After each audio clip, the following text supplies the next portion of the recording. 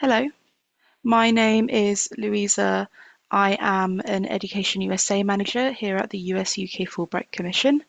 Just to let you know that this webinar will be recorded so that you can access it at a later date on YouTube, and that will be sent out in a couple of days' time. We will cover the basics of studying in the USA today and talk about choosing, funding and applying. We will take questions at the very end, which you'll be able to enter into the Q&A box. So what exactly is Education USA? Education USA is an advisory service that is part of a global network and comes under the umbrella of the US State Department. It has over 400 advising centers across the world that help guide international students on US study and all the processes that are involved.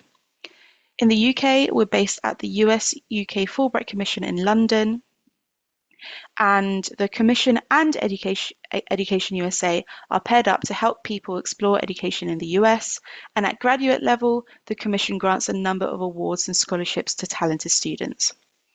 Our aim as Education USA advisors is to offer free and unbiased advice to help UK students study in the US, and we are very happy to be here today to talk a little bit about the undergraduate experience. So, why study in the USA over the UK? So there are a variety of reasons. So the US offers over 4,500 universities. They offer undergraduate degrees, and this compares to around 120 in the UK. Within that 4,500, there is a huge range of personality and style. US universities are known for their reputation, the full range of programs on offer, and producing groundbreaking research.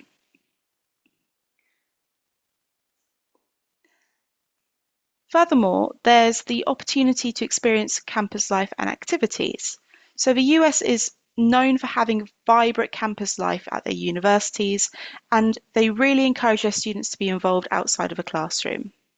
Some examples of extracurricular involvement includes music, so a cappella groups, orchestras, choirs, different types of dance, many types of sports which you can play at many different levels, and there are some niche societies and clubs out there as well. For example, Wisconsin University has got a log rolling club, which is interesting. There's also a liberal arts focus, and this can be seen across the curriculum.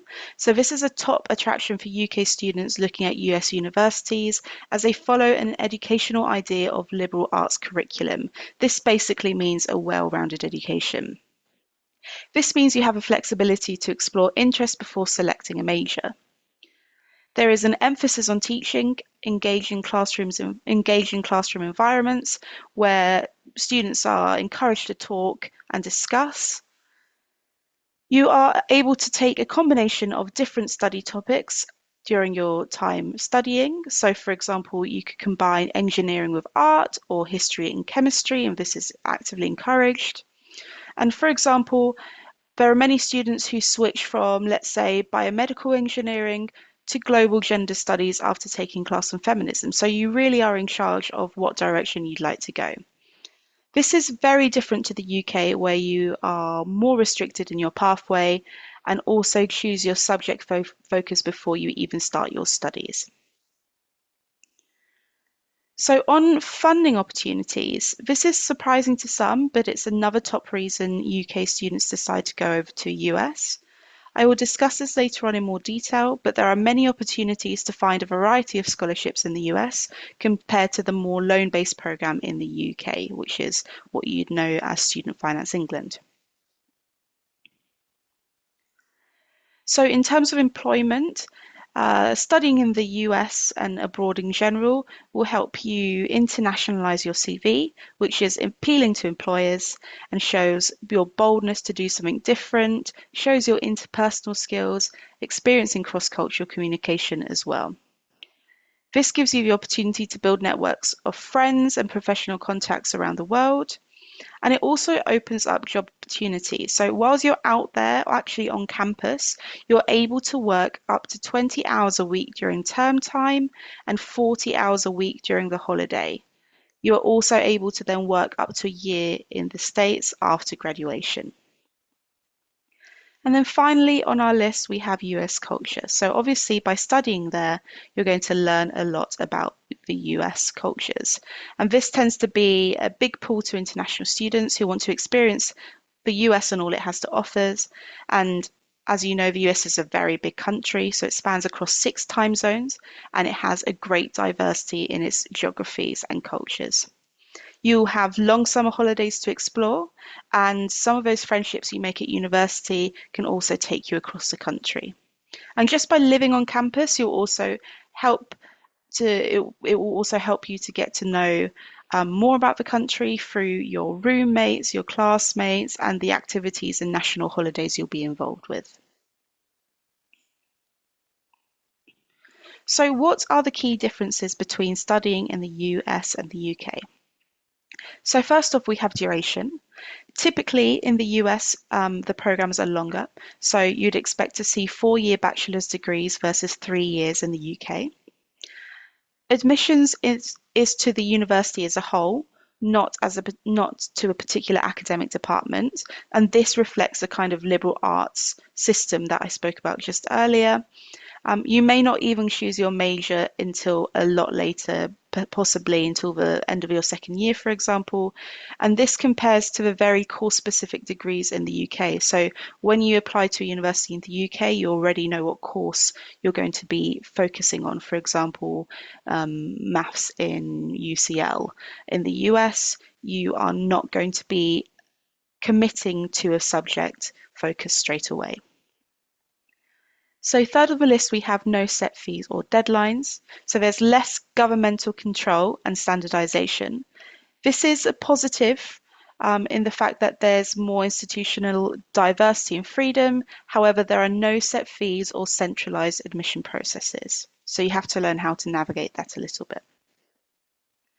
The application process is slightly longer and more in-depth because the admissions process is more holistic and much more than just grades. So there's no equivalent to the UCAS, but our guides available on our website are there to help you navigate this. You're going to be applying for funding alongside the application for admissions and not after you are admitted, and that is something that you must remember and we'll get back to further along in this presentation. And some exceptions are law and medicine. These 2 subjects can only be studied at postgraduate level. If you are dead set on studying law or medicine, feel free to drop us an email and we'll get back to you with some more information on studying that in the US. So I wanted to highlight some key terminology differences between the 2 systems. So in the US, what we would call high schools or grades 9 to 12 correspond to UK secondary schools, or years 10 to 13 in England and Wales, years 11 to 14 in Northern Ireland, and S3 to S6 in Scotland. College, university, school, institution, this is what we refer to as a university in the UK. And please bear in mind that the term college does not mean the degree is worth any less, and in fact it is the most common term used for university in the States. In the US, you'll have various classes or courses, and in the UK you would call these modules. And your degree program or major in the US is the same as what we'd call a course in the UK. This might be helpful to you as you research programs and schools, particularly on their websites. So what does the application timeline actually look like? So we recommend beginning to research universities 12 to 18 months before enrolment, typically at the end of year 12, but the earlier the better really, because with over 4,000 universities available to research, the more time you have to look into this, the better advantage you'll have. So you'd look to register for any required admission exams and aim to take this in the summer after year 12. And this is only if needed. A lot of universities don't actually require this, so this will also form part of your research. You will then finalise the selection of where you'll be applying to in the early autumn of year 13 or around 10 to 12 months before you actually plan to enrol. I'll go over the strategies on how to do this later. About 8 to 10 months or in the autumn of the year 13, you should be looking at starting to put together your application and submitting it according to the different deadlines. And please keep in mind that different universities will have different deadlines, so this is something you'll have to keep track of closely. In the spring of year 13, or around 4 to 7 months before you enrol, you can expect to hear back from the universities you've applied to with their admissions decisions. And based off of where you were accepted, you'll notify the university of your decision and apply for a visa 1 to 3 months before enrolment. There are loads of resources on our website to help you with pre-departure, including travel advice, living arrangements, campus life, etc. So please do check this out. You will typically start around mid-August to early September, so bear in mind this is slightly earlier than in the UK. So, how do you go about choosing university? Choosing is an important step in the process of applying to US university, and it's important that you give enough of your time to this. My top tip is that you spend 80% of your time and effort in researching and choosing the universities you're interested in, and only actually 10% in applying. It's important to think through this step, and the key is to be flexible and super open-minded. Like I said, there are over 4,500 universities in the US, which is a daunting process as you look to narrow down your prospects. But we're going to discuss some strategies you can implement in the choosing process. So, what are some of the important things to consider in the choosing process? It's important to know the context of the US as you research applying to US study and choosing which institutions you'd like to apply to. For example, there is no national set standard for universities, so universities are free to choose their own set of fees, course structures, student environments, etc. This is in comparison to the UK, where institutions have set fees and have fairly similar environments and fields. That means that there is so much variety and diversity among institutions, which we touched on as being one of the draws to US study. While it can seem daunting, it's actually a great thing to know that with so many universities out there, there is bound to be a uni that is a great fit for you. So when you go through the choosing process, be open-minded and spend time figuring out what is important to you. We're going to talk about funding later, but we just want to plug in here because funding is super important and it needs to be considered from the very start when you choose. You want to only be applying to universities that offer financial aid to international students. We'll talk about this a bit later, but please note this as very important from the very start. And as a final note, you can complete UCAS applications alongside US applications. Just be mindful of all the deadlines. So the first step in the choosing process is to locate what factors are important to you.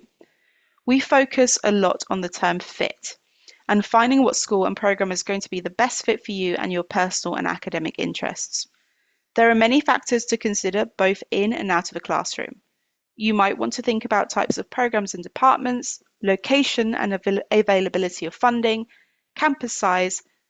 For example, have a look at academic environments. Are they rigorous, competitive, inclusive, supportive? Is there an international community? Begin thinking about factors that are important to you more broadly and prioritize these. Don't like the cold and snow? The East Coast might not be the best fit for you, for example. Trying to save some money? Living in an urban place will definitely be more expensive than a rural place, and this can also vary greatly from state to state.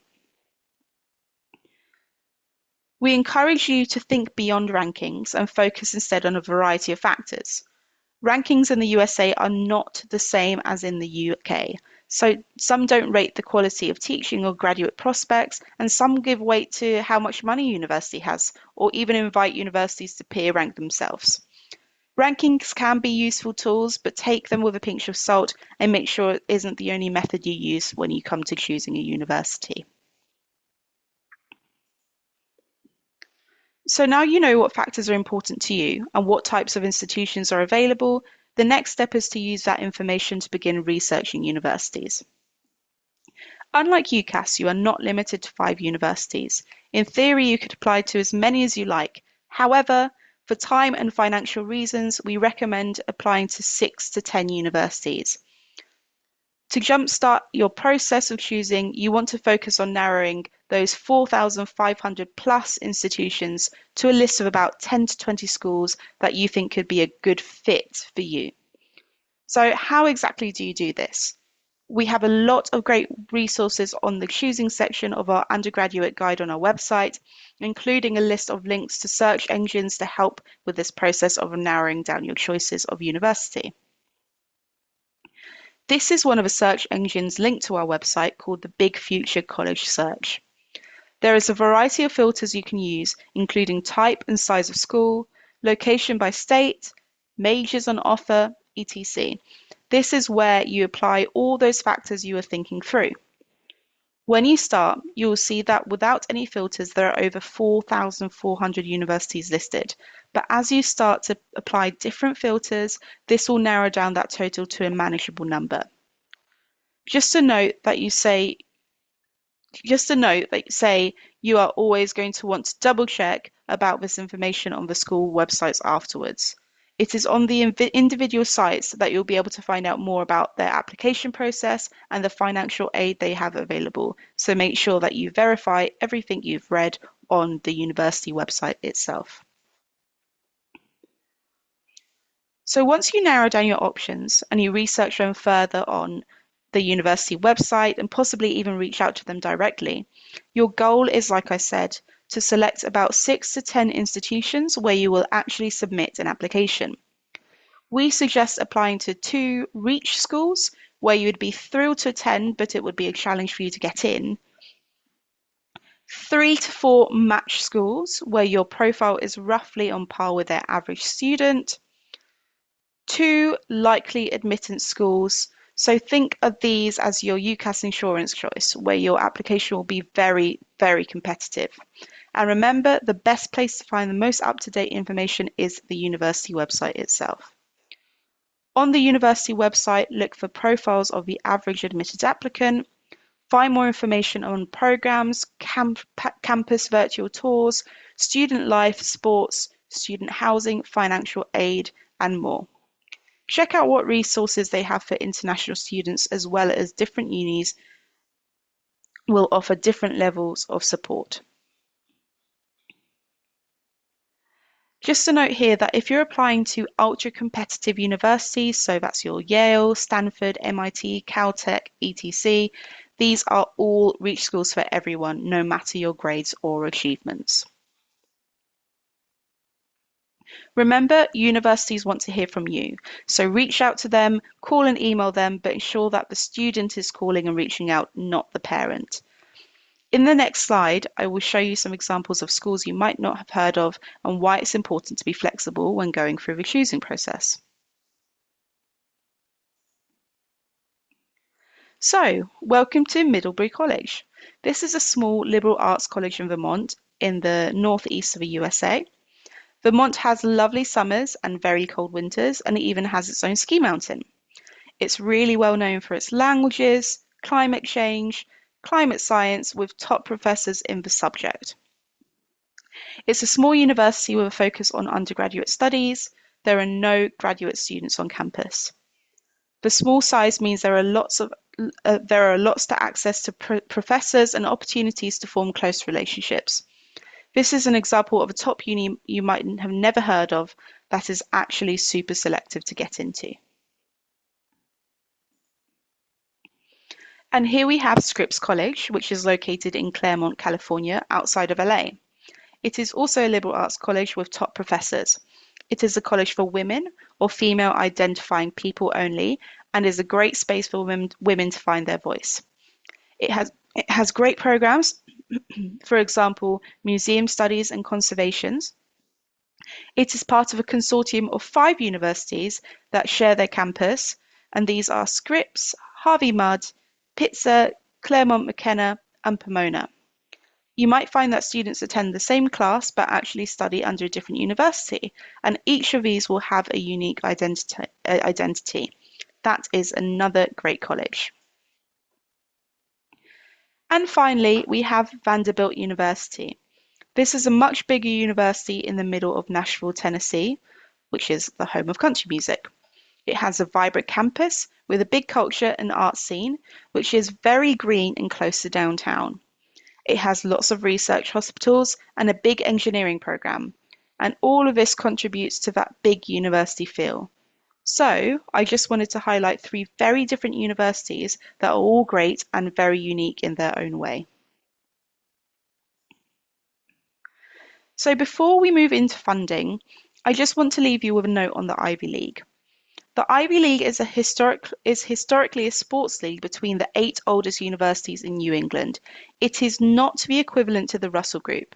No university can become an Ivy League college. There are a few universities that people in the UK think are part of the Ivy League, such as MIT and Stanford, but they are actually not. All universities in the Ivy League are private research universities. If you are focusing on these, you are limiting your opportunities to explore other institutions, for example, liberal arts colleges, women's colleges, or specialist institutions. We put Ivy League schools in the ultra-competitive bracket, and some have admission rates of 1 to 2%, so please do be aware of this. Oxford has an 18% admission rate and Cambridge 21%, just to give you an idea. Though we advise you to look at rankings with caution, it's important to note that the top 1% of US universities would be the equivalent of over 40 institutions in the UK. Liberal arts colleges that are as highly regarded and competitive will be part of this 40, but will never be Ivy League, or as well known in the UK despite being top quality. So, just because you haven't heard of a university doesn't mean that it's not a good fit. Next, we're going to be looking at funding your studies, and this is one of the top things we get asked about. So in this section, we're going to run through the costs you can anticipate for studying in the US, the different sources of funding that you can pull from, and some strategies you can implement to find funding as well. So what costs should you expect? The first cost to consider is the application expenses. If university requires admission test scores, so that's the SAT or the ACT, those currently cost between $100 to $200 US. Each university application will incur a fee, typically between $50 to $100, though many universities do offer fee waivers, or as we saw with Davidson, some may offer a free application. You will also incur fees for your visa, your embassy appointment, and SEVIS, which is essentially the international student database that the Department of Homeland Security uses. You will also have tuition and other fees associated with a university. Costs can vary significantly since each university can set their own tuition and fee rates. The fees are mandatory and usually cover things like student unions, school athletics, and membership to the university gym. Keep in mind that there is a big funding misconception, so do not be put off by the sticker price.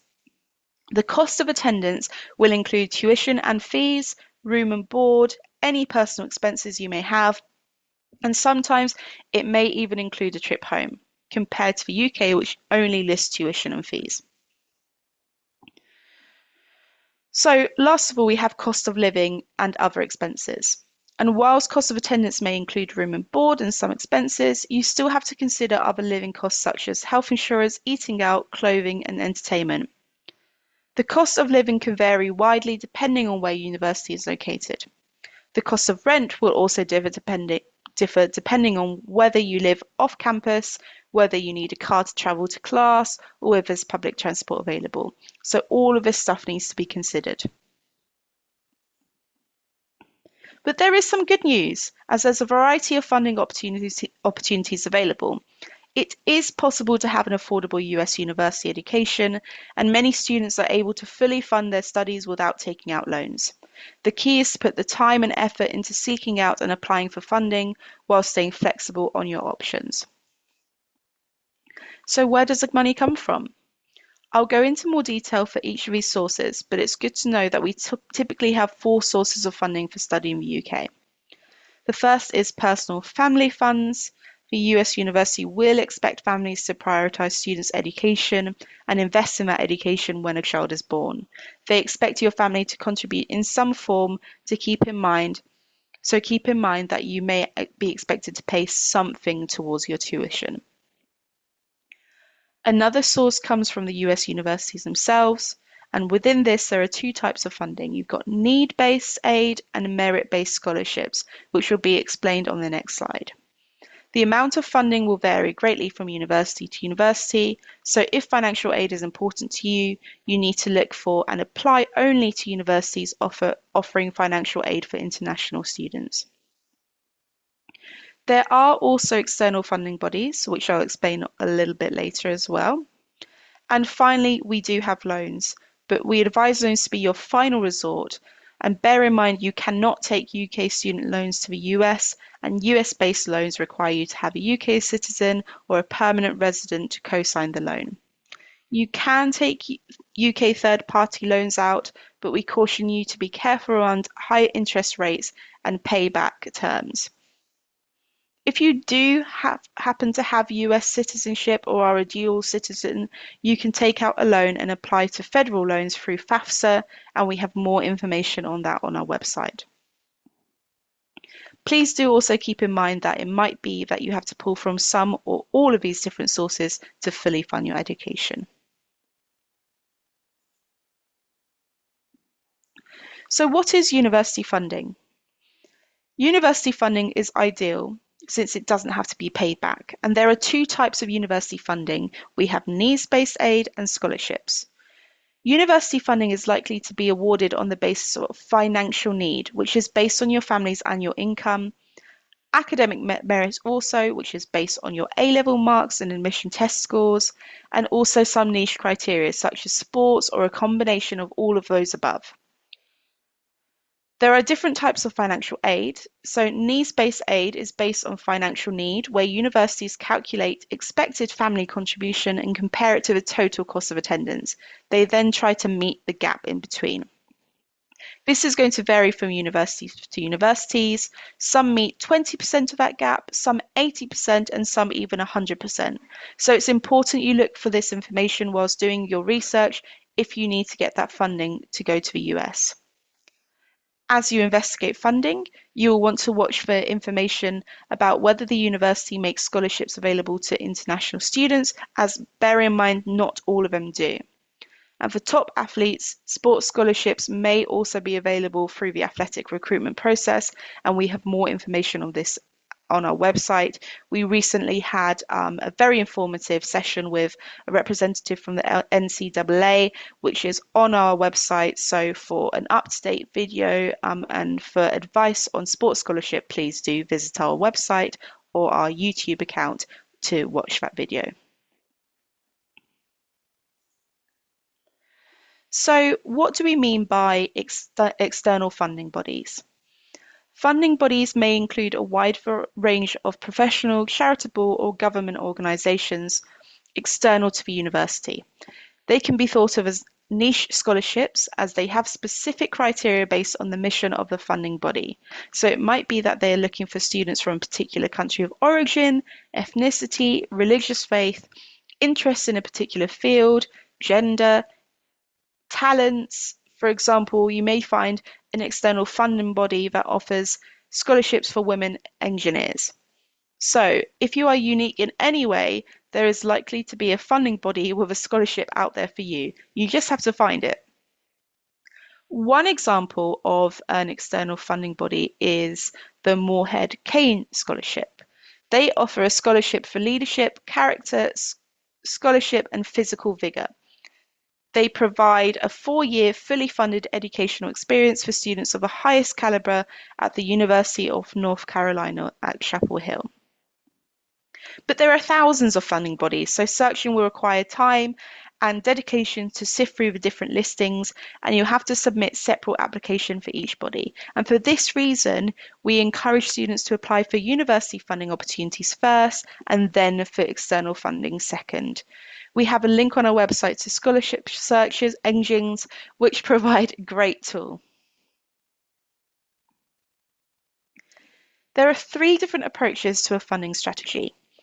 You could explore university in places with lower cost of living, which is in the same as the UK. For example, London will be way more expensive than Lancaster, just like New York will be way more expensive than California.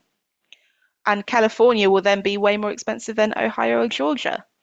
So American universities will list on their websites the full estimated cost of attendance, and that includes tuition, fees, cost of living, and personal expenses. So you can scope out places with lower cost of living through doing your very thorough research. Another thing to look for are programs with lower tuition. As mentioned before, universities can charge what they like, but typically state universities funded by the government will be more affordable. And as discussed, you can look for funding opportunities available at the university themselves.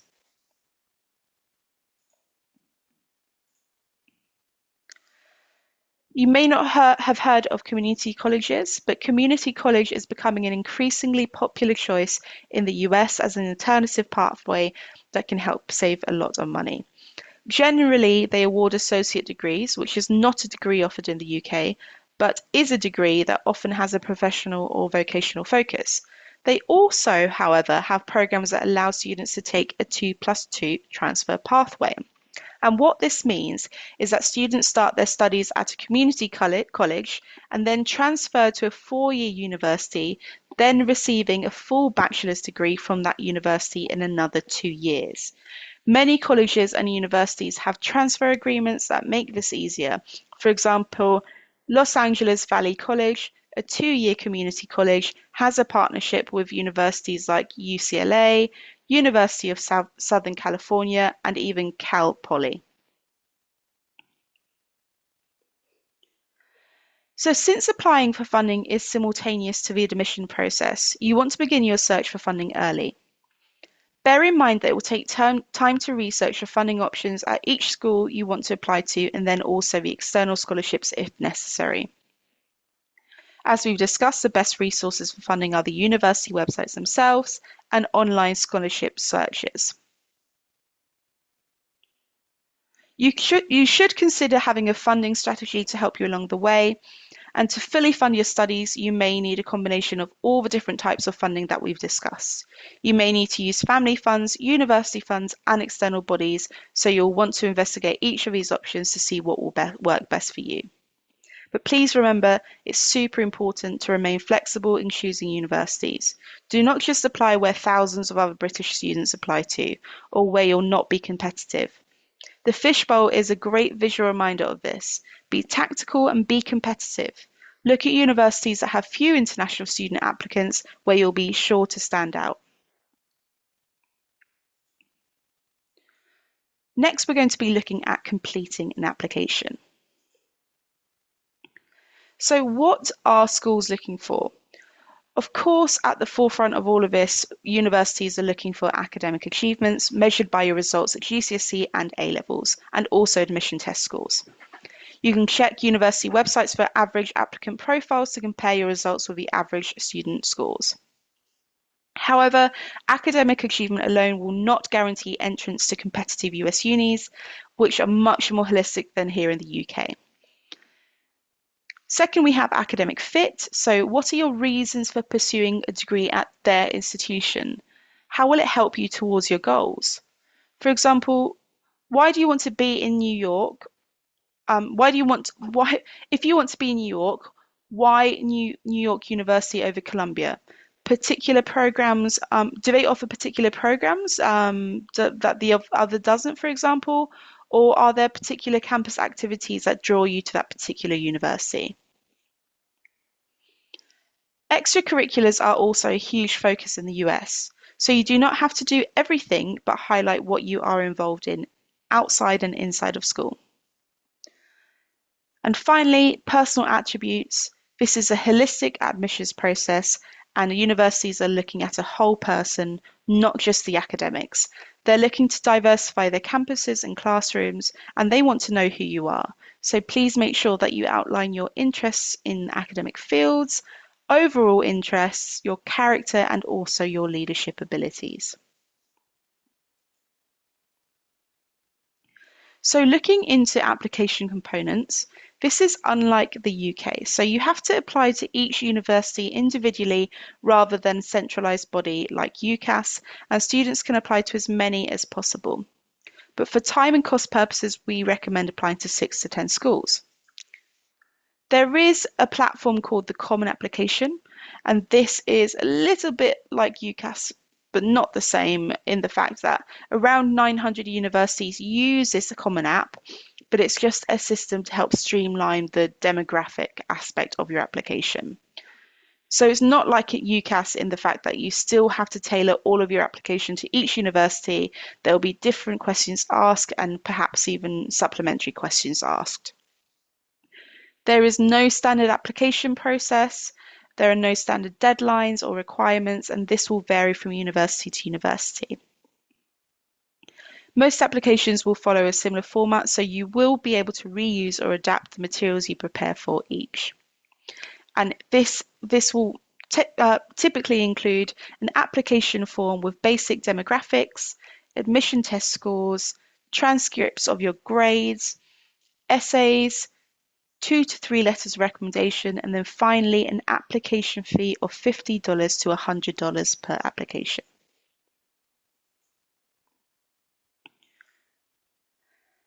Looking at admissions deadlines, we have different types. So the first one is the regular decision. So students typically apply by the 1st of January and hear back by the 1st of April. This type of deadline is non-binding and non-restrictive, so you can apply to as many universities as you like, though like we said, we recommend narrowing down to 6 to 10 for financial and time purposes. The second one we have here is early action. Students typically apply to this by the 1st of November and hear back by the 15th of December.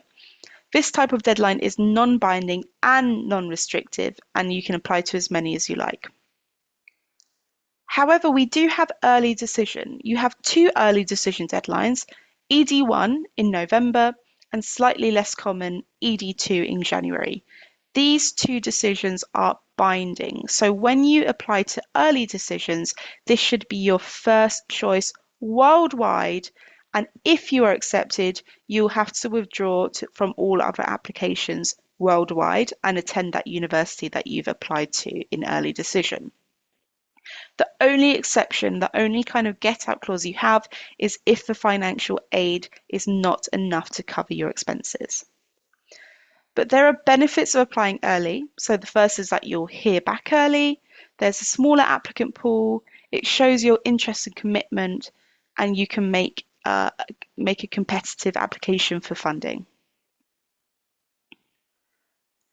If you applied early, you should receive your kind of offer by the end of December, and with a regular round, you should receive this by the 1st of April. There are 3 types of decisions that you could expect to hear back on, and this is accepted, great, so you got in. 2, which is you're on the wait list, and 3, not accepted. So on unconditional offers, please note that while US universities do not offer conditional admissions, keep in mind that you'll be rewarded for doing well on your final year exams. Many academic departments will award advanced standing for students with A-levels, often awarding more university credit the better you do. So bear in mind that in extreme cases, the university may reconsider your admissions. So a lot of you who are in year 12 at the moment may be considering admission tests right now. So what role do they play in the US? So in the US, there is no national curriculum at secondary school level. So they use this as a way to evaluate applications from diverse areas and schools. But please do check if the admissions tests are required, because especially since COVID, a lot of universities do not require these tests, or they say they are test optional. So in the summer after year 12 or the autumn of year 13 before the half-term holiday, you'll want to sit your admission exams. Universities typically require either the ACT or the SATs. However, like I said, an increasing amount of unis are going test optionals. So when you're looking at choosing between SATs and ACTs, one thing to consider is what would be best for you in terms of fit. There's no one better than another. The best way to decide is to take a timed full-length practice test of each type, and of which you'll find many online for free. And since this content and style of SAT and ACT are a bit different, consider other factors like how you'd handle time pressure and what types of questions you find most challenging. This can help you determine which test is a better fit for you. So when you look at transcripts, you're going to be listing your academic qualification and marks covering years 10 to 13. A transcript is generated by your school, but you may need to provide your school and counsellor with information about what to include, as well as additional school reports. It may include years attended, GCSE scores, and predicted A-levels. But keep in mind that there's no direct conversation between the UK and US marks, between the UK and US marks, so the school needs to report your marks in the British system.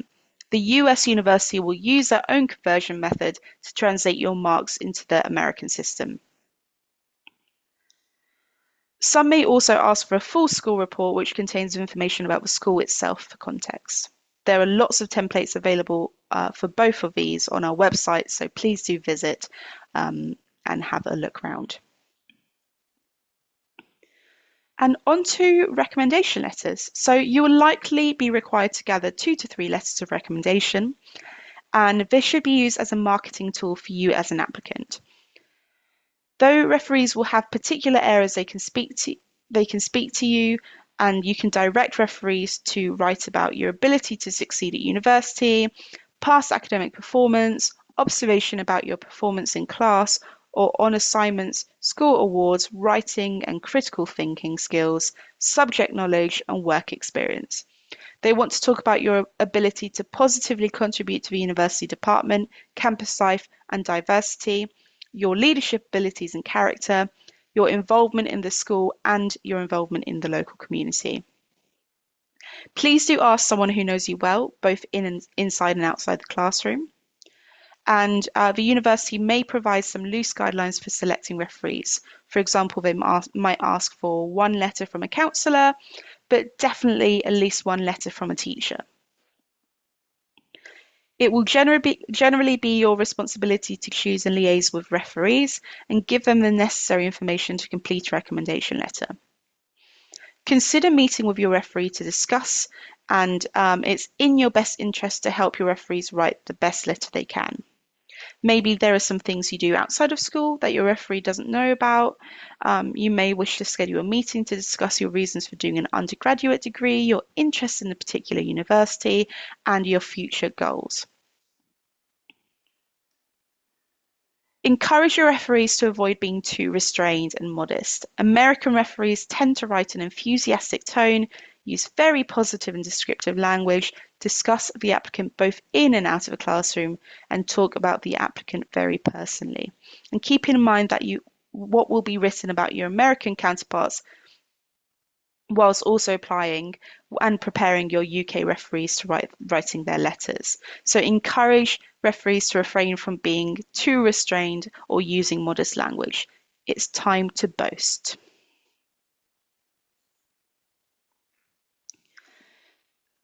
So essays are one of the most important part of the application process for undergraduate study in the US in particular. So strong essays can set you apart from other applicants and gives you the opportunity to showcase yourself to a university. It is not the same as your UCAS personal statement, so please do not reuse this. Strong essays can set you apart from other applicants, and rather than submitting an explanation of your interests and achievements in a particular field, you'll be asked to respond to between 1 and 3 essay questions to the university application. Each university will set its own questions as well as the desired length of your response. However, on the Common App system, which is where around 900 of the 4,000 universities subscribe to, there will be one essay question that goes to all universities and supplemental questions which are unique to each institution. So one of the 7 Common App prompts are: reflect on a time when you questioned or challenged a belief or idea. What prompted your thinking? What was the outcome? Another one is: describe a topic, idea, or concept you find so engaging that it makes you lose track of all time. Why does it captivate you? What or who do you turn to when you want to learn more? It is unlikely that you'll be able to compose one essay that will sufficiently answer questions posed by multiple universities. However, many students are able to reuse elements of essays for different universities, so try to recycle where you can and where it is appropriate. So universities want to get an idea of who you are in your essays, but sometimes the questions can show you something about that university culture as well. Like University of Chicago, which is well known for its comedy in campus, can be a bit quirky as seen in their essay prompts. Find X.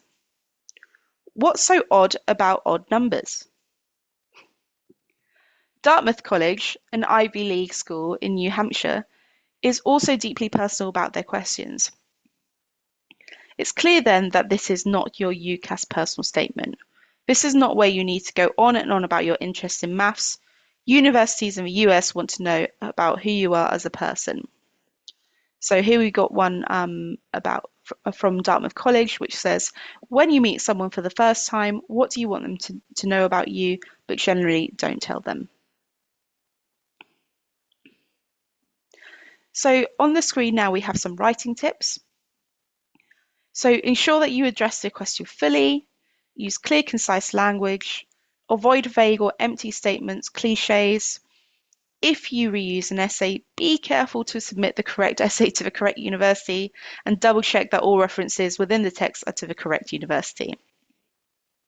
Proofread extensively and ask others to proofread your work for you. And most importantly, be yourself. Don't give the admission officers the answers you think they want to hear. Give them the truth, as they can see through fake and not genuine responses. Make sure you tell them what sets you apart and let your personality come through. So if you aren't ready to commit to the full 4 years of US study, there are other opportunities in the US that you can be involved in. So you could, for example, go to the US while at a UK university through university exchange programs. And many UK universities have established exchange programs with the US or US-based study abroad programs. For example, the University of Manchester has partnerships with 18 universities in the US. And logistically, this is simpler as your university will help arrange that exchange. You also have a variety of summer institutes. So the study of the US Institute's SUSI for student leaders are intensive short-term academic programs whose purpose is to provide groups of undergraduate student leaders with a deeper understanding of the United States, while simultaneously enhancing their leadership skills. Or, if you really, really love America, you can spend your degree studying it, and American studies programs often include a year in the US as well. There are also internships and summer work available, for example, through BUNAC or Camp America, which you might have heard of before. And then finally, postgraduate study. We also have Fulbright awards for this and advice on our website on postgraduate level. So if you do decide to take up your undergraduate studies in the UK, you might decide to just postpone it a little bit later and go out for your postgrad degree. So finally, I'm going to talk about other ways we can help through Education USA, but also the other programs that are offered under the Commission. So in partnership with a social mobility organisation here in the UK, the Sutton Trust, we run the Sutton Trust Fulbright US programme. This is a 2-year programme for high achieving Year 12s, where you'll have the chance to take part in online sessions and residentials where you'll receive support to apply for undergraduate study in the US. Application for this year have now closed, but if you are in year 11 now and have plenty of time, you have plenty of time to look into it for next year. You can also visit our website for advice, guides, and events. And under that second or third toggle where it says Education USA Advice, Undergraduate Study in the US, there'll be loads of details on choosing, funding, and applying. The Our Program section also shows you details about the Sutton Trust program if you're interested in finding out more. We hold a variety of online events such as this webinar regularly, and if you do miss them, we have a range of videos covering different topics on YouTube. We also take part in university fairs across the country. We take questions via email and check our advising inbox Monday to Friday, so please do reach out to us if you have any questions as you go along the process. We get back to every single email, so we'll be very happy to help. And really importantly, we host our annual USA College Day every year in September. This year, the event will take place on Friday the 25th and Saturday the 26th of September. And this is the biggest event of our calendar year where we invite university representatives from across the US to exhibit at our fair. This is a free event and all you need to do to attend is to register in advance. And if you sign up to our mailing list through the QR code on the screen right now, you'll receive a notification of when this registration opens, but bear in mind this tends to be in the late summer. And if you are in year 12 at the moment and you're in that kind of researching stage of your process, then it might just be that some of your shortlisted universities will be in attendance to USA College Day and you'll be able to meet admissions counselors face to face, which is a great opportunity for networking.